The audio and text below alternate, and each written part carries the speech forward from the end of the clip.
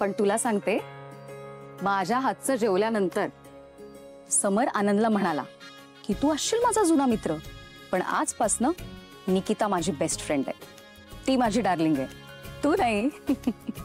आमचं असंच आहे आणि असंच राहणार आहे कायम.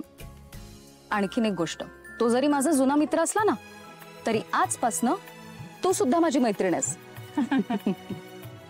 खरंच हक्काने सांगते हा, तुला कधीही काहीही बोलावंसं वाटलं, तुला या घरात काहीही प्रॉब्लेम आला तरी तू माझ्याशी बोलू शकतेस. कुठल्याही विषयावर बोलायचं असेल तर मी आहे. तुला खरंच गरज पडणार आहे.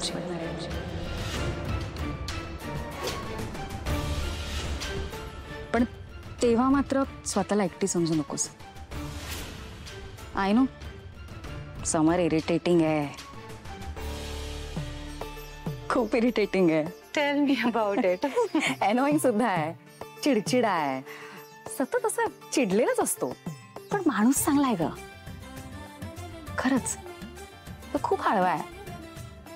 त्याचं ना त्याच्या फॅमिलीवर खूप प्रेम आहे. तुला सांगू, तो ना पायनॅपल सारखा आहे, अननस. बाहेरनं वृक्ष, आतनं असा आंबट गोड. छान आहे तो. तुला वाटत नसला तरी आहे, कळेल हळूहळू. काय होतं ना, तो सगळ्यांसाठी खूप करत राहतो. पण या घरात एक आजी सोडल्यास कोणाला त्याची कदर नाहीये. तो जीव ओवाळून टाकतो सगळ्यांवर. बघ ना, आयुष्य पणाला लावलं सगळ्यांच्या सुखासाठी, पण खूप ग्रँटेड घेतात त्याला सगळे. म्हणून असं मला आणि आनंदला कायम एक स्ट्रेस असायचा की त्याच्या आयुष्यात त्याच्यासारखी कोणीतरी यायला हवी, त्याच्यासारखी समजूतदार.